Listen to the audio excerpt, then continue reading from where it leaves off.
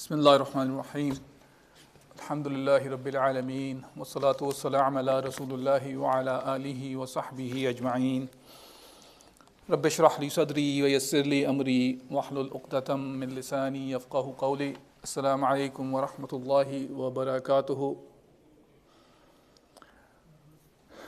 Inshallah, today we continue the era of Umar bin Khattab radiallahu anh. Last week we talked about the way Umar bin Khattab radiallahu anh, he dealt with remembering the righteous deeds of the people around him. And today, inshallah, we'll talk about one of the most oftenly repeated stories of Umar bin Khattab, probably we have heard, and inshallah we'll try to get the lessons out of them in current time and era we are living in.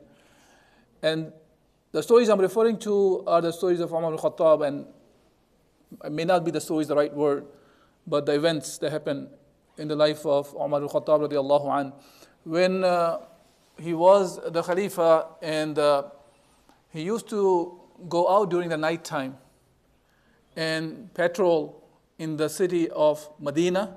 The Medina was the capital city where all the governing aspect of the state was done, and it was the Darul Khilafah, if you want to call it, where Amir al-Mu'mineen was there, and he used to take care of the affairs of the rest of the state from there. One of the key things that we see here is that was done in the time of Umar, specifically done by himself, which was a nightly patrol by Umar bin Khattab. Along with, we find the stories, sometime he was with his freed slave or servant Aslam, and other times we find Abdurrahman bin Auf radiallahu anh was along with him. And it's an interesting thing to hear that these are two of the greatest Sahaba of Rasulullah sallallahu alaihi wasallam. Talking about Abdurrahman bin Auf, he was one of the richest people of Medina, of the Mecca and the Medina as well. And Rasulullah sallallahu alaihi wasallam gave glad tidings about both of them among the 10 who were given the glad tidings of the Jannah. And even then, he was one of those people who would go along, tag along with Umar bin Khattab to do a couple of things. One, to make sure the people are protected. People are protected. If there is outsiders are in the city, then he's protecting them. Or there is no any kind of a strange thing, activities are happening during the nighttime, as we will see when we talk about those events. And also at the same time, Umar bin Khattab radiallahu anh wanted to hear from himself directly some of the things, if he would have sent people out, which he was doing as well, because it was not limited to Medina. We hear about the Medina, the events that Umar bin Khattab was patrolling, but the rest of the regions at that time, Umar assigned the job to the others to do that. And obviously, there is a chance that the people who are patrolling on behalf of Umar, they may not convey some of the messages that he would like to hear because of shyness or because of they just missed it. So Umar himself wanted to do that. In the time of Abu Bakr Siddiq radiallahu anh, this task was given to Abdullah bin Mas'ud radiallahu anh, and he used to do that. And then now Umar took the task by himself, meaning Abdullah bin Mas'ud was leading in the time of Abu Bakr. But in the case of Umar's time, Umar himself took the job, and he was doing that job. Now, during these nightly patrol, one of the time, Umar bin Khattab radiallahu anh was passing by. Actually, he was coming out, and he asked Abdurrahman bin Auf, he said, there are some merchants who came from outside of Medina, and they are staying in Medina. They were at the masjid. He said, let's go and protect them. Would you like to do that? He said, why not? And Abdurrahman bin Auf went with him. While they were guarding those people, those merchants in Medina, in Masjid Nabawi, they went there, they prayed with them, and they heard a child was crying. So Umar went to where the cry was coming from. There was a woman there, and he asked her to take care of the child. And then he went back on his rounds. He came back again, and he heard the child crying again. And the mother was still trying to calm him down, and he was asking, why don't you feed him?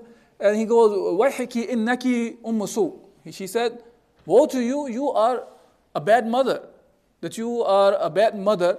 So upon that, he asked, what's going on? She said, she's trying to wean the child. And the question Umar asked, why are you trying to wean this child? Upon that, the woman said that because Umar, she did not know she's talking to Umar. So Umar does not give a stipend to the children who are still breastfeeding. So if they are weaned off to the food, then he was giving the stipend. Umar bin Khattab radiallahu anh, right away, he allocated a stipend for the child, but he went back, and at the Fajr time when he was leading the prayer, he was crying so much that at one point people could not recognize what he was saying.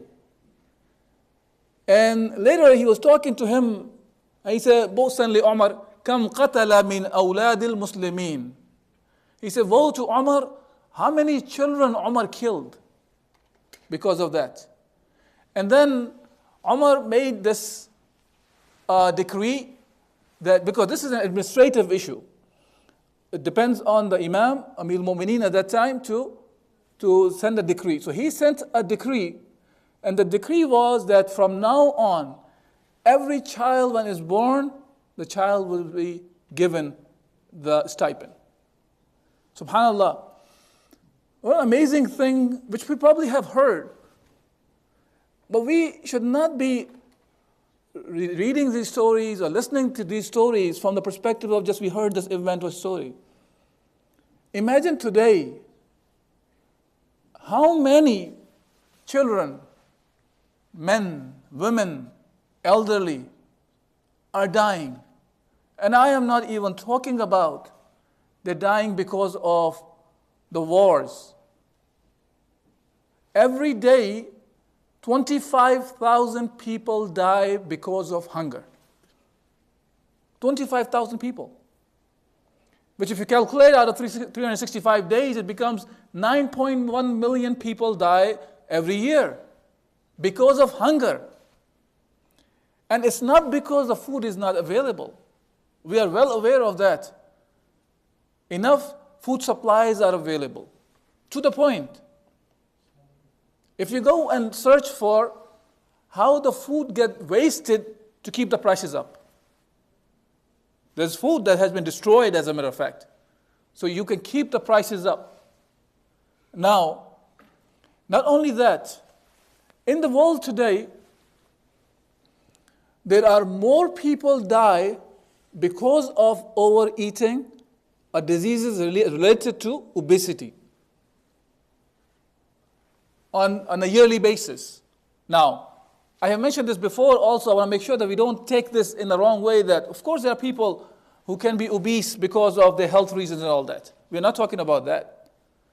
I'm talking about because of overeating. Nothing has to do to just eat or wasting food. So there are more people are dying on a daily basis because of these kind of diseases.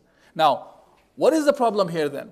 Is this just because one person start dieting or start eating less will solve the problem of the person who's hungry? We know it won't.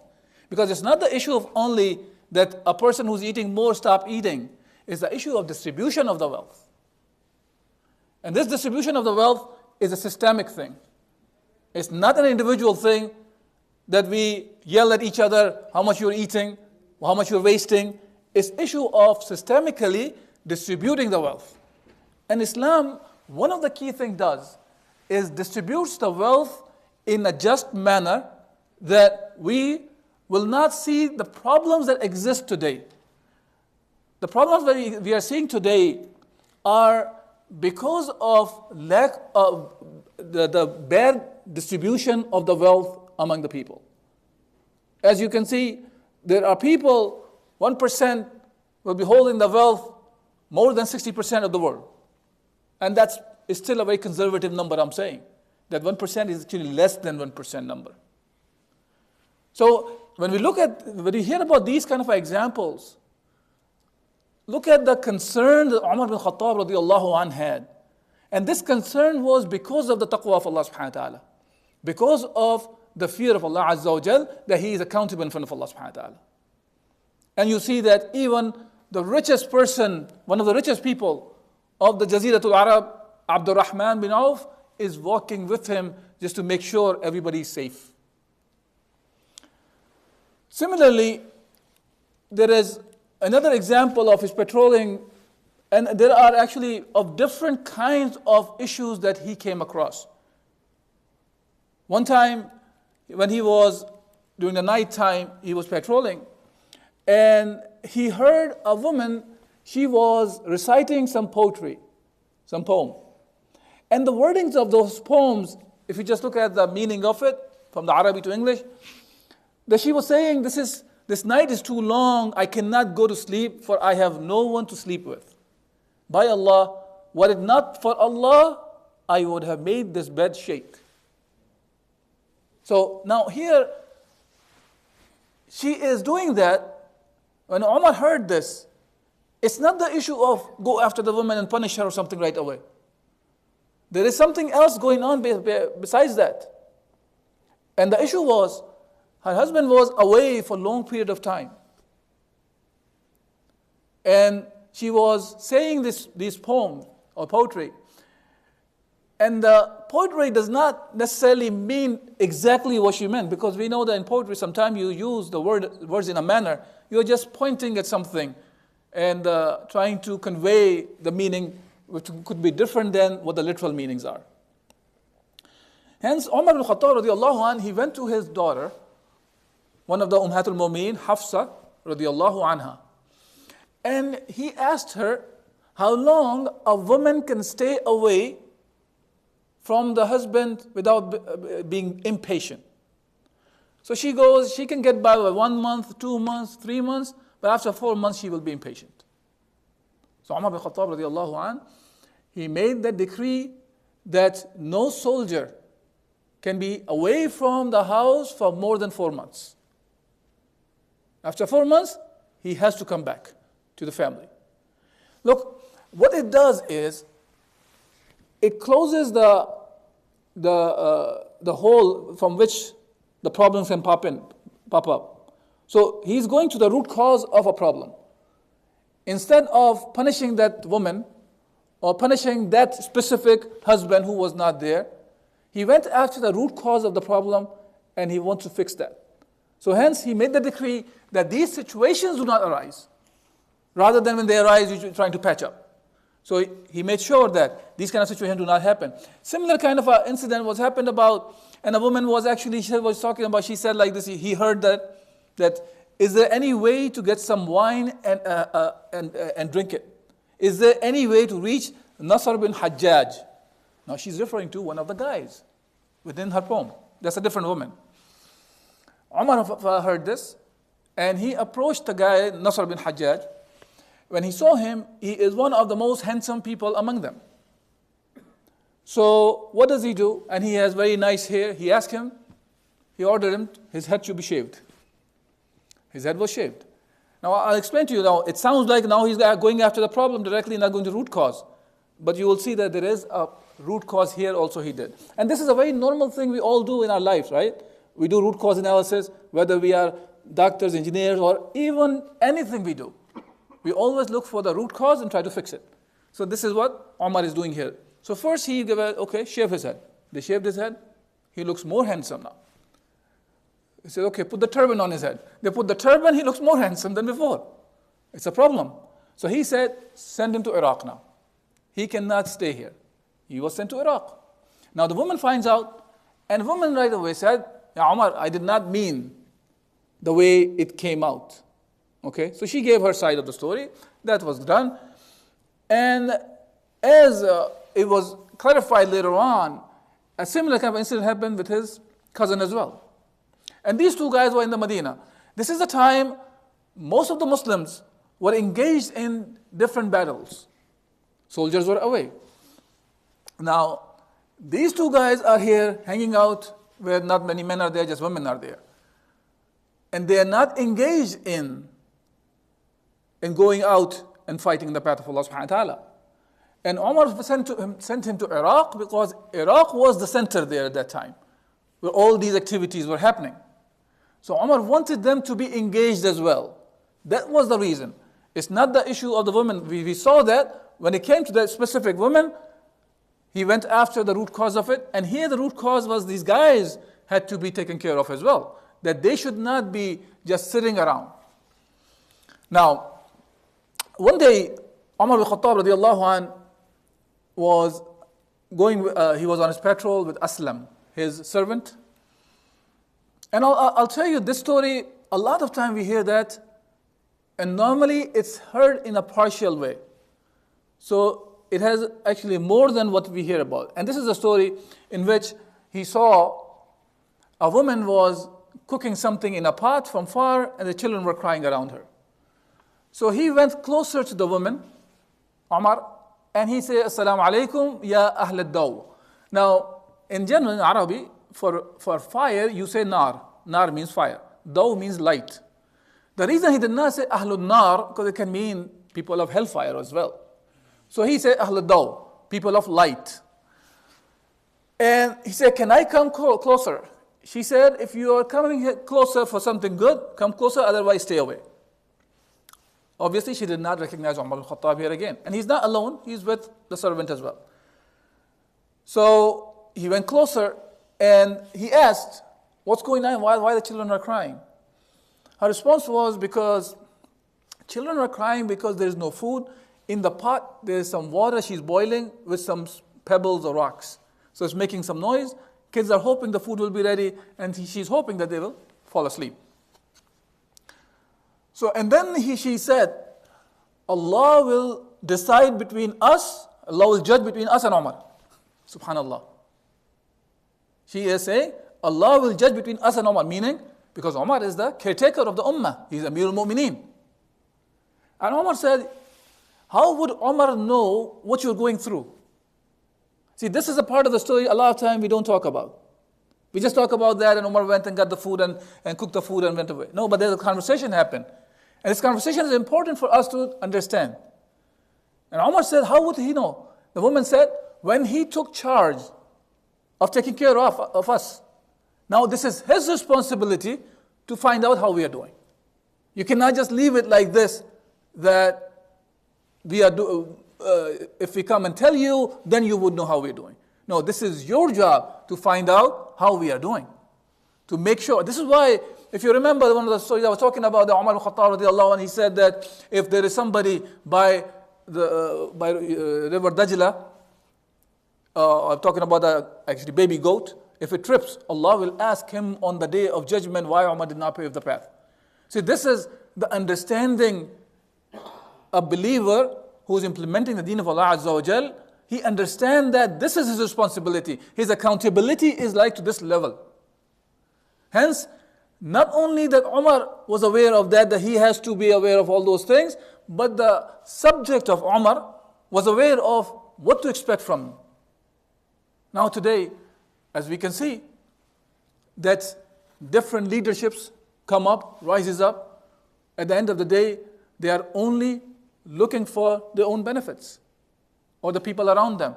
And people get close to them so they can reap the profit or the fruits of the position the person has.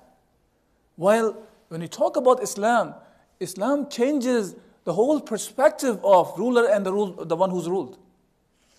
Because the one who's ruled, he understands or she understands that the one who is ruling, that this is his job to take care of us now. Yes, everybody fulfill their responsibility, but at times when a person is not capable, at that time this is the job of the one who's ruling over them, to take care of the affairs of the people, especially the basic necessities of the people. This is hence the woman was saying that. So now Umar al-Khattab radiallahu anh, he rushed, he ran towards the Baytul Mal, towards the treasury, and he got some flour, some ghee, some oil, and now he put that bag on his back. While he was trying to go back, his servant Aslam said, Ya Umar, Ya Amir al-Mu'mineen, Ya Amir al-Mu'mineen, let me carry this burden. And Umar's response, subhanAllah, was, are you going to carry my burden on the day of judgment? He understood that this is his burden. He is accountable. He will be questioned on the day of judgment by Allah subhanahu wa ta'ala.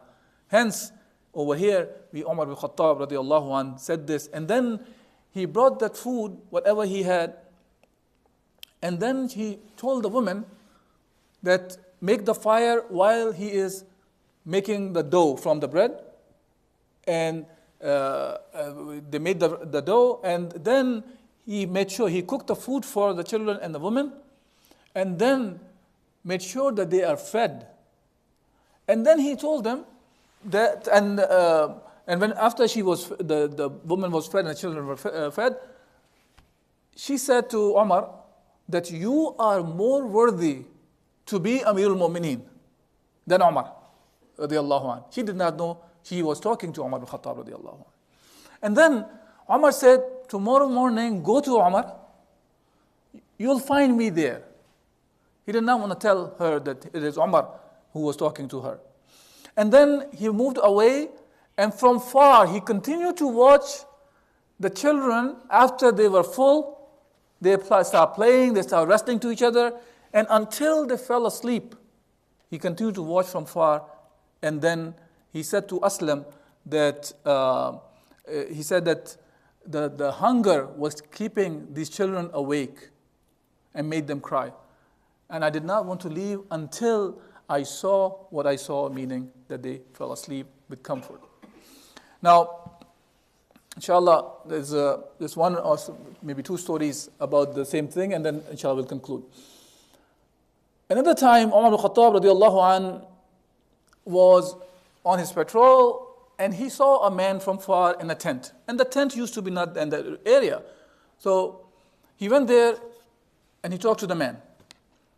And he said salam to him, he said wa alaikum salam. And then he asked him, what is that noise coming from the tent? He said, don't worry about it, this is not your business. Because he did not know Umar again. And now Umar said, tell me, what is it? He said, the woman is giving birth. So he asked, do you have any help? He said, no.